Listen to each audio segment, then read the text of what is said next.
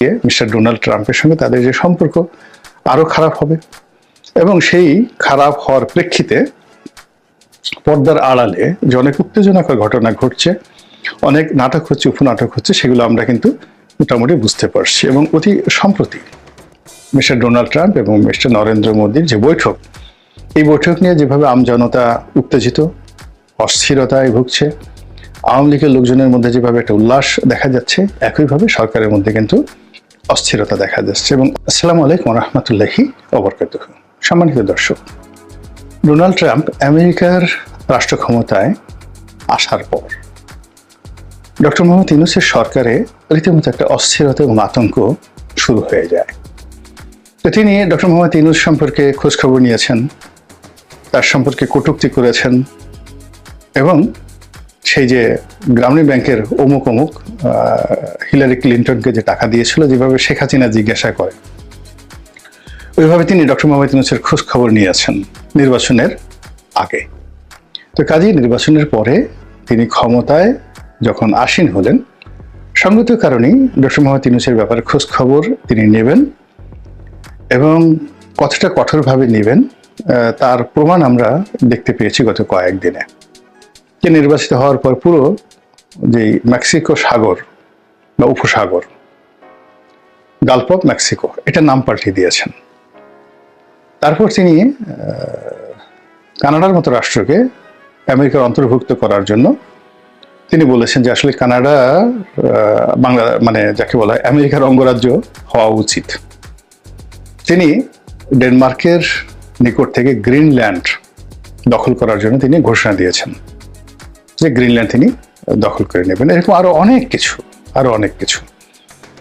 তো এই খ্যাপাটে মানুষটি ডক্টর মোহাম্মদ ইউনূসের জন্য যে বুমেরাং হবেন, ক্ষতিকারক হবেন, এই ধরনের চিন্তা ভাবনা না করাটাই এক ধরনের নির্বুদ্ধিতা, যেটি সরকার যারা পরিচালনা করেন এখন এই মুহূর্তে বাংলাদেশে, তারা নিঃসন্দেহে আমার সাথে জ্ঞানী গুণেও তারা সেই বিষয়গুলো খুব ভালো করে বোঝেন এবং সেই জন্যই তাদের একটা প্রস্তুতি পর্ব চলছে, তলে তলে, সামনে পেছনে। একটি কাজ হলো যে তাদের যে পুরনো সম্পর্ক, আমেরিকার যে লবি, অর্থাৎ ডক্টর মোহাম্মদ ইউনূসের যে আমেরিকান যে লবি রয়েছে, সেই লবিতে তো যাই হোক, তাদের সঙ্গে ডক্টর ইউনূসের কি সম্পর্ক, তাদের সঙ্গে বর্তমান উপদেষ্টাদের কি সম্পর্ক, আমি কিচ্ছু জানি না, আমার এটা বলাও ঠিক হবে না। কিন্তু আপনারা সামাজিক মাধ্যমে ইচ্ছা করলে অনেক কিছু দেখে নিতে পারেন এই সময়ের মধ্যে কি ঘটনা ঘটে গেছে।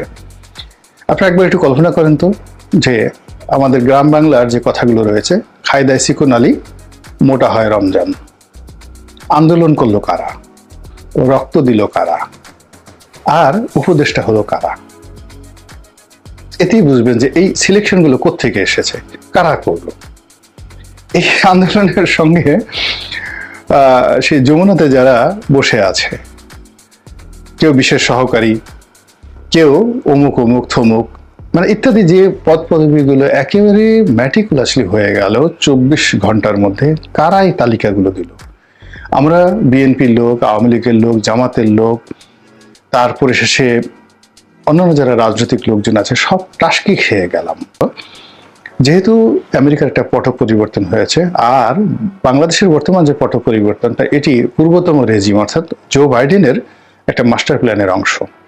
তো কাজেই এই সময়টিতে যারা বর্তমান রেজিমে রয়েছেন তাদের মধ্যে এক ধরনের অস্থিরতা কাজ করবে এবং তাদের যে বিপত্তি কি হতে পারে, এটি আপনার আমার বা সাধারণ আমজনতার চেয়ে তারা ভালো জানেন। এর কারণ হলো এই ধরনের খেলাধুলা করেই তারা জীবনে সফল হয়েছেন।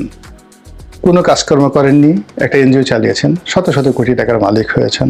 কোনো কাজকর্ম করেননি, শুধুমাত্র সরকারি টেন্ডারবাজি করেছেন, কোনো কাজকর্ম করেননি, কিন্তু সারা জীবন দেখা গেছে রাষ্ট্রের যত যাকে বলা হয় ঘি মাখন পোলাও, এগুলো সব খেয়েছেন।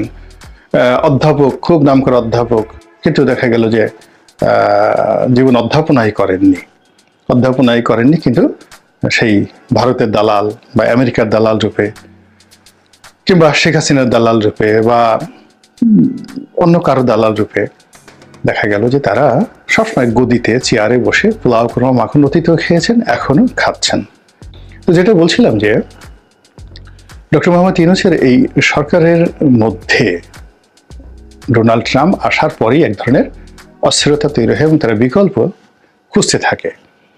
তারা ভারতের সঙ্গে একটা মিনিমাইজ করার চেষ্টা করে, কেন প্রথম দিকে তারা চেষ্টা করেছিল ভারতকে হিট অ্যান্ড হার্ট করে বীরের মতো বা জেহাদি জনগণের মতো জনগণের নেতা হিসেবে তারা চে গুয়েভারা হয়ে বা ফিদেল ক্যাস্ট্রো হয়ে কিউবার মতো একটা শক্তিশালী রাষ্ট্র গড়ে তুলবেন। আমেরিকার মধ্যে যেভাবে একেবারে নাকের ডগায় কিউবা টিকে আছে, ওইভাবে ভারতের নাকের ডগায় এটা টিকে থাকবে। কিন্তু পরবর্তী দেখা গেল যে না, সম্ভব নয়। তখন তারা ভারতের সঙ্গে সমঝোতা করার, বন্ধুত্ব করার জন্য উপায় খুঁজছে এবং এখন পর্যন্ত উপায় হয়নি। দ্বিতীয়ত, আমেরিকার সঙ্গে সম্পর্ক স্থাপন করার জন্য তারা চেষ্টা করেছে, কিন্তু সেটা কার্যত একেবারে বুমেরাং হয়ে গেছে।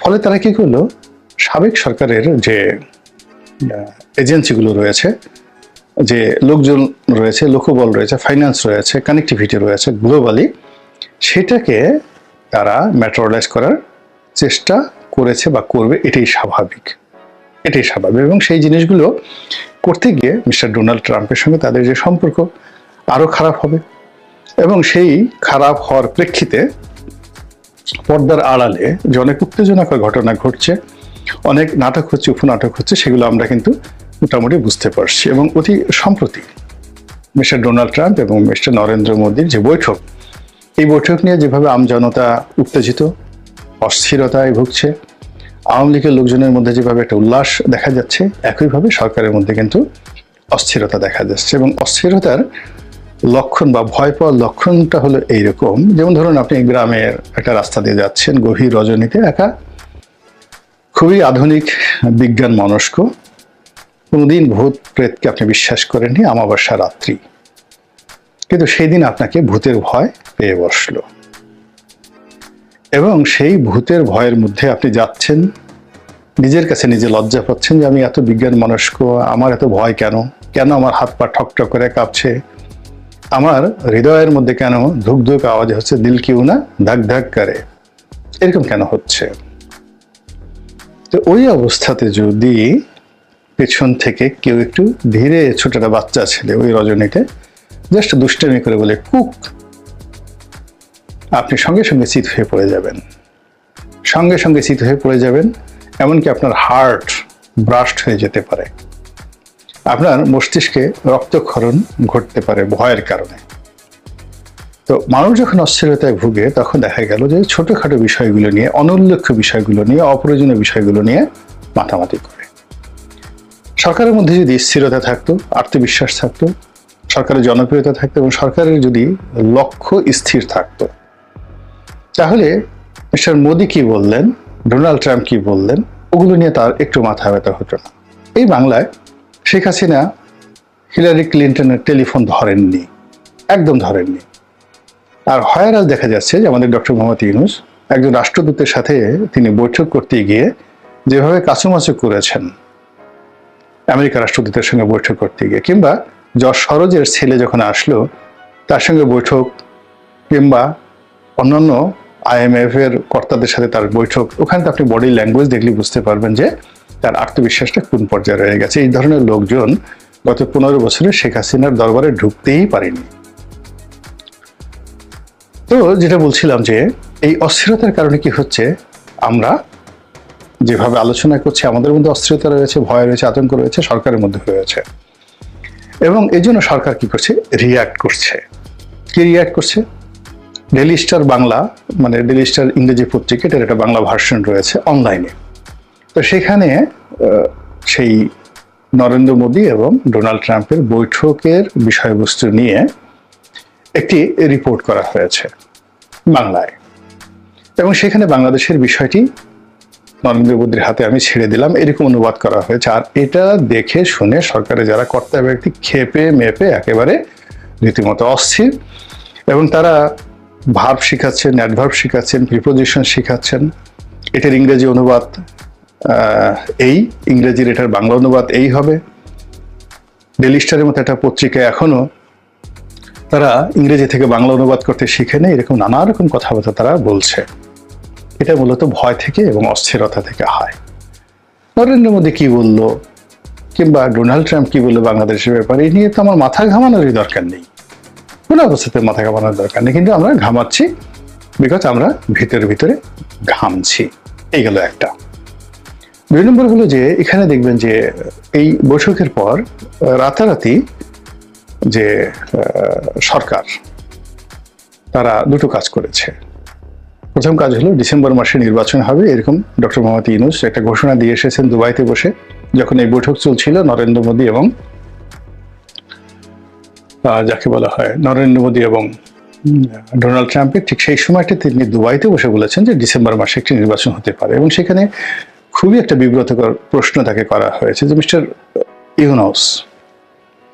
ইউনূস আপনি শান্তিতে নোবেল পুরস্কার পেয়েছেন এবং এই মুহূর্তে আপনি রাষ্ট্র ক্ষমতায় আছেন, আপনার সময় বাংলাদেশে যে অবস্থা চলছে, তো আইন শৃঙ্খলা ভালো চলছে না, আপনাকে লোকজন পছন্দ করছে না, আপনার সবকিছু এলোমেলো বা লড়র ভড়র, ইংরেজিতে আপনি দেখবেন যে আমরা বাংলা অনুবাদ করলে ভাব অর্থে এরকম বোঝায়।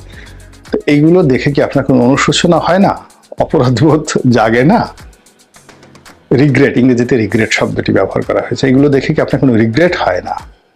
তো সেটার উত্তরে ডক্টর মোহাম্মদ ইউনূস কি বলেছেন আপনারা একটু শুনে নেবেন, প্রাসঙ্গিক হয়নি।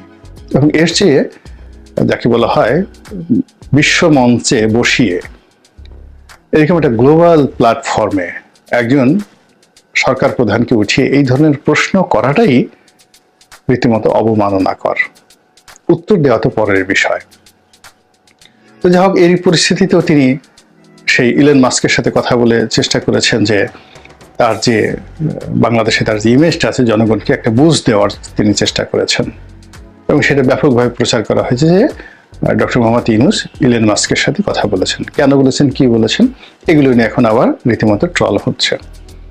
যাই হোক, দ্বিতীয়ত যেটা হচ্ছে তিনি বাংলাদেশে এসেই তড়ি ঘড়ি করে একেবারে তার শরীরটা তো আসলেই ভালো না, অসুস্থ মানুষের বয়স হয়ে গেছে, তো এই শরীর নিয়ে তিনি সেই রাজনৈতিক দলগুলোর সঙ্গে বৈঠক করেছেন এবং তিনি একটা কমিশন করেছেন, ঐক্যমত্যের কমিশন, যে কমিশন তিনি নিজেই চেয়ারম্যান।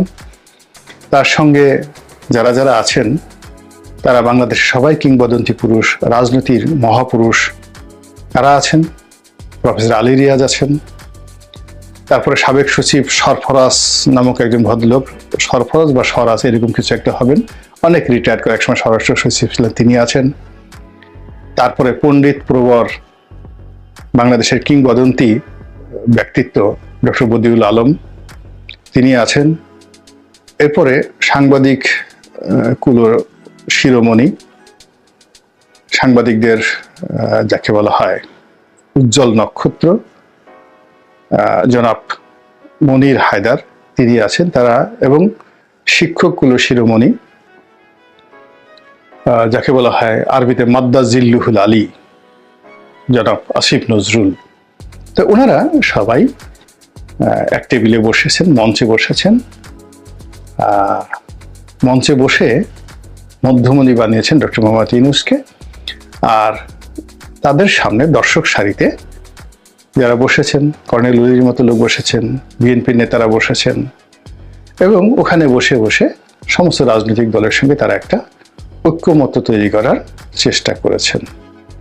এমন জান্নাতি দৃশ্য, এবং ওখানে যারা দাড়িওয়ালা লোকজন ছিলেন, সাদা পোশাক পরা ছিলেন, টুপিওয়ালা লোকজন ছিলেন, তাদের সেই যাকে বলা হয় শ্বেত শুভ্র বেশবাসে এবং আতর গোলাপের যে সুগন্ধে ওই রুমটি যে মশহুর হয়ে পড়েছিল, মৌ মৌ করছিল, এটি আমরা ছবিতে সেটা দেখতে পাই। তো এই যে তার যে সদিচ্ছা রাজনৈতিক দলগুলোর সঙ্গে সম্পর্ক করার, এটি কেন হলো?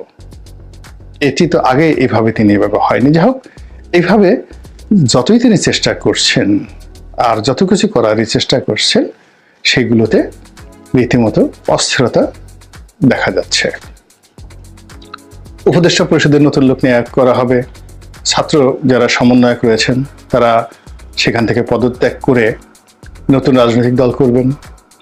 জাতীয় নির্বাচনের আগে স্থানীয় সরকার নির্বাচন হবে এবং এটা করতেই হবে, এটা না করলে এই সরকারের কার্যত অস্তিত্ব নিয়ে টানাটানি লাগবে। এইরকম একটা যাকে বলা হয় জিদ, সেই এই সরকারের সামনে পেছনে যারা লোকজন রয়েছেন সরকার সমর্থনকারী, সবাই সেটা হৃদয়ে ধারণ করে বিএনপির সাথে রীতিমতো ফাইটে নেমেছেন। আর বিএনপি যে কোনো মূল্যে ডিসেম্বরে নির্বাচন করাবে, জাতীয় নির্বাচন, এবং জাতীয় নির্বাচনের আগে স্থানীয় নির্বাচন করতে দেবে না। তো এই যে একটা টাগ অফ ওয়ার, সেই টাগ অফ ওয়ারের মধ্যে মিস্টার ডোনাল্ড ট্রাম্পের যে বক্তব্য, বাংলাদেশের বিষয়টি নরেন্দ্র মোদীর হাতে ছেড়ে দিলাম। আর নরেন্দ্র মোদী তার যে অভ্যন্তরীণ রাজনীতি রয়েছে, তার হাতে যে আইনগত বিষয়াদি রয়েছে বাংলাদেশের বিষয় হ্যান্ডেল করার জন্য, এবং তার যে গোয়েন্দা ইউনিট রয়েছে, তার হাতে শেখ হাসিনার মধ্যে ট্রাম্প কার্ড রয়েছে, সেইগুলোকে ব্যবহার করে আগামীতে তিনি কি করেন সেটাই দেখার বিষয়। আল্লাহ আমাদের সবাইকে হেদায়েত দান করুন এবং হেফাজত করুন। আসসালামু আলাইকুম ওয়া রাহমাতুল্লাহি ওয়া বারাকাতুহু।